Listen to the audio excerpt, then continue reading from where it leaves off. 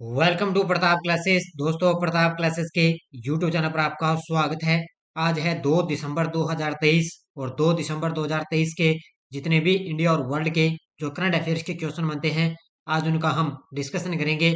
पूरा वीडियो ध्यान से देखना और लास्ट में आपसे क्वेश्चन पूछूंगा जिनके जवाब आपको कमेंट बॉक्स में देना होगा। आज अपने पढ़ेंगे कि प्रधानमंत्री ने देवघर में 10,000वें जन औषधि केंद्र का उद्घाटन किया।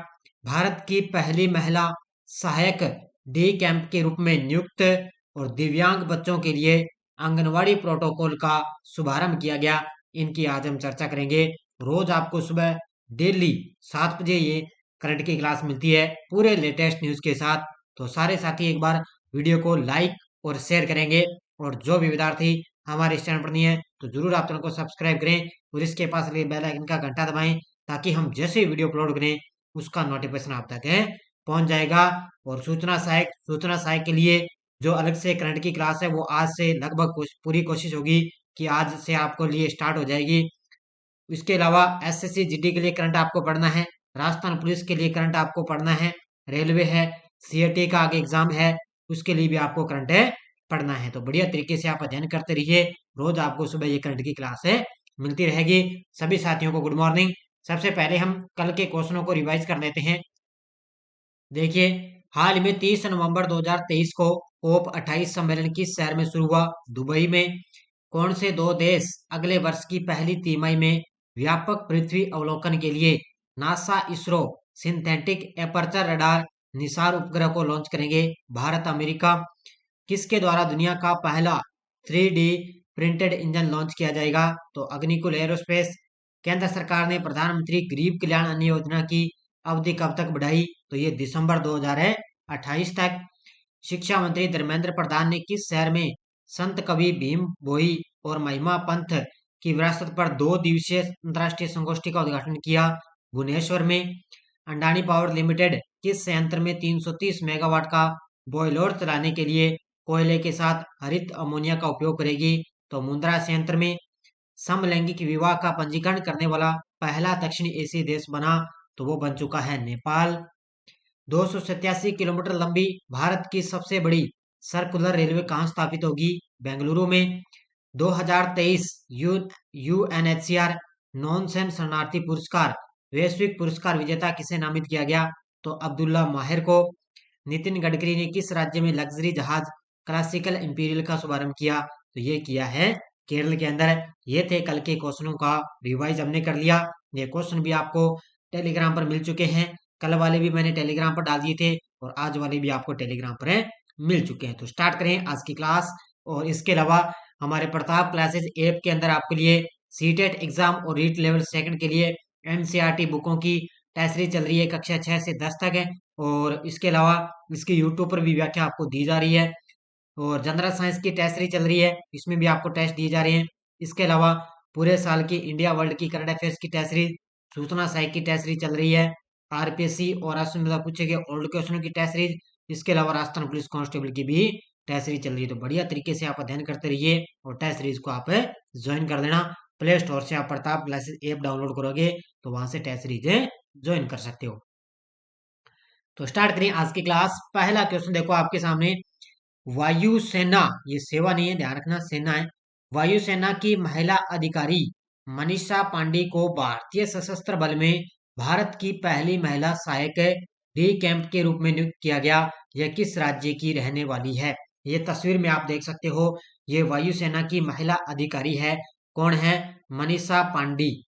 ठीक है, तो ये क्या है? भारतीय सशस्त्र बल में ये भारत की पहली महिला सहायक डी कैंप के रूप में इसको नियुक्त किया गया और ये रहने वाली है उड़ीसा राज्य की। कहाँ के रहने वाली है? उड़ीसा राज्य की रहने वाली है। देखो, 2015 बैच की वायुसेना अधिकारी, महिला अधिकारी है। स्क्वाड्रन लीडर मनीषा पांडे को भारतीय सशस्त्र बल में भारत की पहली महिला सहायक डी कैंप यानी कि एडीसी के रूप में नियुक्त किया गया है। इसी के साथ मनीषा पांडे देश की पहली महिला एडीसी भी बन गई है। स्क्वाड्रन लीडर मनीषा पांडे को मिजोरम के राज्यपाल डॉक्टर हरि बाबू कमम्पति ने एंड डी कैंप नियुक्त किया है। तो मिजोरम के राज्यपाल के द्वारा इनको नियुक्त किया गया। उड़ीसा के बहरामपुर की रहने वाली मनीषा पांडे ने 29 नवंबर को औपचारिक रूप से अपनी पोस्ट संभाली है। तो ये भारतीय सशस्त्र बल में अंदर भारत की पहली महिला सहायक डी कैंप के रूप में नियुक्त हुई है, उड़ीसा की रहने वाली मनीषा पांडे। अगला क्वेश्चन, पंजाब ने किस राज्य को प्लेंटी शूटआउट में हराकर सीनियर पुरुष राष्ट्रीय हॉकी चैंपियनशिप जीती है? तो पंजाब ने क्या है, किस राज्य को प्लेंटी शूटआउट में हराकर सीनियर पुरुष राष्ट्रीय हॉकी चैंपियनशिप जीती? तो पंजाब ने हराया है हरियाणा को। किसको हराकर है? हरियाणा को हराकर पंजाब ने क्या है, सीनियर पुरुष राष्ट्रीय हॉकी चैंपियनशिप जीती है। देखो मुख्य देते हैं, पंजाब ने गत चैंपियन हरियाणा को प्लेंटी शूटआउट में हराकर सीनियर पुरुष राष्ट्रीय हॉकी चैंपियनशिप जीत ली। यह टूर्नामेंट 17 से 28 नवंबर 2023 तक चेन्नई तमिलनाडु के मेर राधाकृष्णन हॉकी स्टेडियम में इसका आयोजन किया गया था और यह टूर्नामेंट के 13 संस्करणों में हॉकी पंजाब का चौथा खिताब। अब स्टेडियम का याद रखना नाम है, ये चेन्नई तमिलनाडु के मेर राधाकृष्णन हॉकी स्टेडियम में इसका आयोजन किया गया था। याद रखना, आरएस एग्जाम के अंदर ध्यान रखना, ये करंट के अंदर क्वेश्चन में स्टेडियम का नाम पूछा गया था, तो याद रखना इसका मेयर राधाकृष्णन हॉकी स्टेडियम में इसका आयोजन किया गया है। हाल ही में प्रधानमंत्री ने किस राज्य के देवघर में 10,000वें जन औषधि केंद्र का उद्घाटन किया है? कुछ दिन पहले भी, लगभग मैंने 1 या 2 महीने पहले आपको एक करंट का क्वेश्चन करवाया था कि मार्च 2024 तक, ठीक है, मार्च 2024 तक ये लक्ष्य रखा गया है कि पूरे देश में 10,000 केंद्र खोले, जो जन औषधि केंद्र वो खोले जाएंगे मार्च 2024 तक है, लेकिन इनका लक्ष्य अभी पूरा हो गया, देखो दिसंबर महीने में ही। तो 10,000वें जन औषधि केंद्र का उन्होंने उद्घाटन कर दिया। कहां पर है? झारखंड के देवघर में। कहां पर किया है? झारखंड राज्य में देवघर के अंदर 10,000वें जन औषधि केंद्र का उद्घाटन किया गया है। देखो मोदी जी ने एम्स देवघर में 10,000वें जन औषधि केंद्र का उद्घाटन किया। मोदी जी ने देश में जन औषधि केंद्रों की संख्या 10,000 से बढ़ाकर 25,000 करने का कार्यक्रम भी लॉन्च कर लिया। पहले उन्होंने 10,000 का लक्ष्य रखा था, लेकिन अब इसको आगे बढ़ाकर 25,000 का लक्ष्य कर दिया है। इस मौके पर प्रधानमंत्री महिला किसान ड्रोन केंद्र का भी शुभारंभ किया है। इसी के साथ साथ उन्होंने क्या है, प्रधानमंत्री महिला किसान ड्रोन केंद्र का भी शुभारंभ किया। मार्च 2026 तक 25,000 प्रधानमंत्री जन औषधि केंद्र खोलने के लिए एक नए लक्ष्य की घोषणा की है। देखो पहले मार्च 2024 तक था कि 10,000 केंद्र खोलेंगे, अब उन्होंने मार्च 2026 तक 25,000 जन औषधि केंद्र खोलने का लक्ष्य रखा है। हाल में किस प्रसिद्ध लेखिका को फ्रांसीसी सरकार द्वारा night of the order of arts and letters से सम्मानित किया गया? तो ये प्रसिद्ध लेखिका है और उनका नाम है Arshia Sattar. Option number D. कौन है? ये तस्वीर में देखो आप, ये एक प्रसिद्ध लेखिका है अर्शिया सतार। इनको फ्रांसीसी सरकार द्वारा night of the order of arts and letters से इनको सम्मानित किया गया है। किसको? अर्शिया सतार को। देखो ये प्रसिद्ध लेखिका और अनुवादक अर्शिया सतार को फ्रांसीसी सरकार द्वारा night of the order of arts and later में सम्मानित होकर अपनी नई उपलब्धि में एक उपलब्धि जोड़ ली। यह पुरस्कार 28 नवंबर को बेंगलुरु में फ्रांस के महावाणिज्य दूतावास में आयोजित एक समारोह में भारत में फ्रांस के राजदूत थियरी माथो द्वारा ये प्रदान किया गया है। तो भारत के अंदर ये फ्रांस के राजदूत हैं थियरी माथो, इनके द्वारा इनको ये पुरस्कार दिया गया है। इसरो की वैज्ञानिक VR ललितांबिका को किस देश का सर्वोच्च नागरिक पुरस्कार chevalier of the Legion d'honneur मिला है? अब थोड़ा थोड़ा आप ये पुरस्कार का आपको नाम याद आ रहा होगा कि किस देश का ये पुरस्कार है, सर्वोच्च नागरिक पुरस्कार है chevalier of the Legion d'honneur है, और ये है फ्रांस का। किसका है?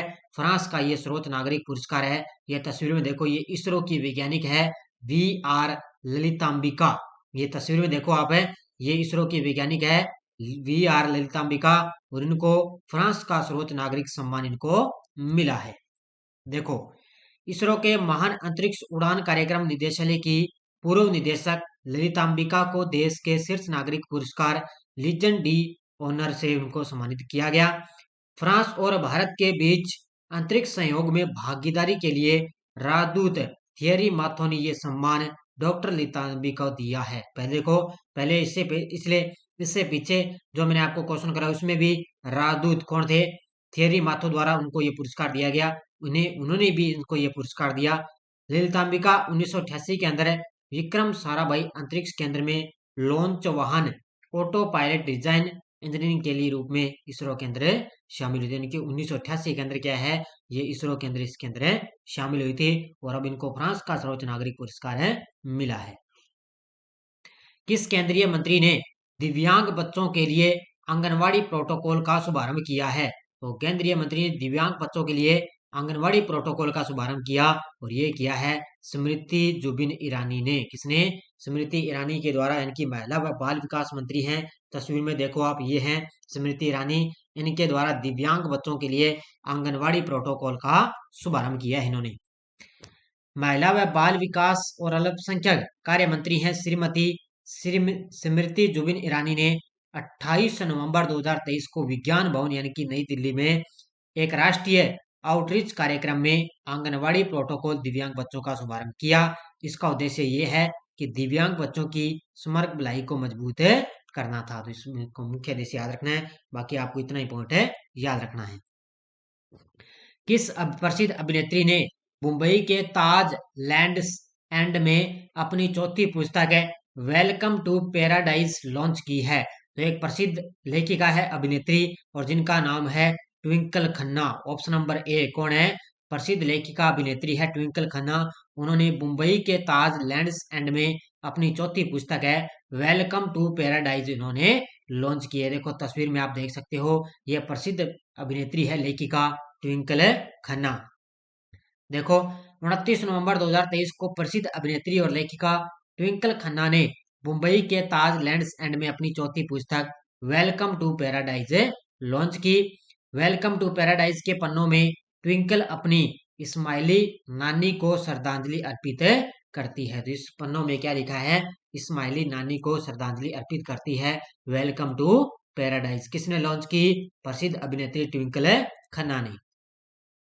किस लिमिटेड को कॉर्पोरेट सामाजिक उत्तरदायित्व और पर्यावरण संरक्षण में योगदान के लिए ग्रीन टेक फाउंडेशन द्वारा 2 पुरस्कारों से सम्मानित किया गया? और ये किया गया किसको? एनटीपीसी को। किसको किया गया है? एनटीपीसी को सम्मानित किया गया है। देखो ये जम्मू कश्मीर के सोनमर्ग में आयोजित एक समारोह में एनटीपीसी बोगाई गांव को 2 विशिष्ट पुरस्कारों से सम्मानित किया गया है। किसको? एनटीपीसी को। 22वें वार्षिक ग्रीन टेक पर्यावरण पुरस्कार 2023 में पर्यावरण संरक्षण श्रेणी में पावर स्टेशन को पहली ट्रॉफी प्रदान की गई। दूसरा पुरस्कार 10वें वार्षिक Green Tech CSR India Award में ग्रामीण विकास श्रेणी में पुरस्कार है मिला है। पहला पुरस्कार ध्यान रखना, पावर स्टेशन में उनको पहली ट्रॉफी दी गई और दूसरा उनको ग्रामीण विकास श्रेणी में उनको दूसरा पुरस्कार है मिला है। किसको? एनटीपीसी बोगाई गांव को। पीआरएसआई और जनसंपर्क उद्योग में उत्कृष्ट योगदान के लिए पीआरएसआई राष्ट्रीय पुरस्कार किसे मिला है? आज लगभग 3 से 4 क्वेश्चन मैंने आपको पुरस्कार के बढ़िया तरीके से आ चुके हैं, इनको याद रखना। और ये पुरस्कार मिला है किसको? सुगंति सुंदरराज को। ऑप्शन नंबर बी किसको मिला है? सुगंति सुंदरराज। ये देखो महिला का नाम है और इनको पीआरएसआई और जनसंपर्क उद्योग में उत्कृष्ट योगदान के लिए पीआरएसआई राष्ट्रीय पुरस्कार इनको मिला है। देखो अपोलो अस्पताल में पीआर के क्षेत्रीय प्रमुख थी सुगंधि सुंदरराज को पीआरएसआई और उद्योग में उत्कृष्ट योगदान के लिए public Reliance society of India PRSI का राष्ट्रीय पुरस्कार है मिला है। तो बस एक पॉइंट याद रखना है, सुगंधि सुंदरराज को क्या है कि उनके उद्योग उत्कृष्ट योगदान के लिए public relations society of India का राष्ट्रीय पुरस्कार है मिला है। अगला क्वेश्चन, भारत अंतर्राष्ट्रीय व्यापार मेला 2023 उड़ीसा पवेलियन ने प्रदर्शन में उत्कृष्टता के लिए कौन सा पदक जीता है? तो ये पदक जीता है स्वर्ण पदक। अभी आपको पता है इसके अंदर ऊर्जा मंत्रालय को सर्वश्रेष्ठ पुरस्कार मिला था ना, इसमें भारत अंतर्राष्ट्रीय व्यापार मेले में। और वहीं पर उड़ीसा पवेलियन ने प्रदर्शन में उत्कृष्टता के लिए कौन सा पदक जीता? इसके अंदर स्वर्ण पदक जीता है। देखो असाधारण आकर्षणों में उड़ीसा पवेलियन में न केवल शुरू से ही आगंतुकों को मंत्रमुग्ध कर दिया बल्कि राज्य पवेलियन श्रेणी में प्रदर्शन में उत्कृष्टता के लिए प्रतिष्ठित स्वर्ण पदक भी जीता है।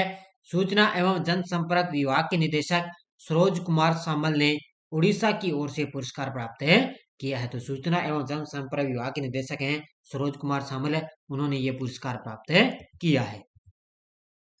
तो ये हमारा टेलीग्राम ग्रुप है, कोई सूचना आती है, कोई लिंक आता है, कोई नया नोटिफिकेशन आता है, बढ़िया तरीके से आपको यहाँ पर सूचना मिलती रहती है। और कल मैंने शाम को ना 5 बजे क्लास दी थी। प्रमुख जो धार्मिक सामाजिक दो आंदोलन है ना, जैसे स्वामी विवेकानंद है, उसमें दयानंद सरस्वती है, चाहे राजा राम मोहन राय है, उनके मैंने अलग अलग जो व्यक्ति है ना, उनके अलग अलग पूरी डिटेल का मैंने एक एक व्यक्ति का अलग से आपको क्लास दी है।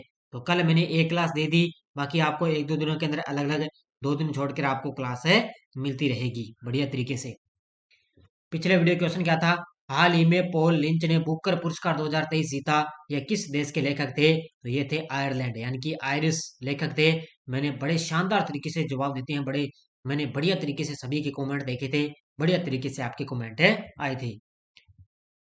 अब देखो क्वेश्चन फॉर यू, इटली ने फाइनल में किस टीम को हराकर 47 साल बाद डेविस कप 2023 जीता? England, Brazil, Australia, Japan? इसका जवाब आपको कमेंट बॉक्स में देना है। और जो साथी सूचना सहायक की तैयारी कर रहा है, उनके लिए आज का जो है लगभग इंतजार खत्म हो चुका है। आज हम पूरी कोशिश करेंगे कि सूचना सहायक की पहली क्लास करंट की आपको मिलेगी, जिसमें आपको only India plus Rajasthan current मिलेगा। इसमें इंडिया प्लस राजस्थान करंट आपको मिलेगा। मैं आज शाम आपको टेलीग्राम पर सूचित कर दूंगा कि कितने बजे आपको क्लास है मिलेगी। तो बढ़िया तरीके से आपके लिए रिवाइजन क्लासें अब है सूचना सहाय के लिए स्टार्ट है करेंगे। तो सारे साथी एक बार वीडियो को जाते लाइक शेयर करते रहना। धन्यवाद। जय हिंद, जय भारत।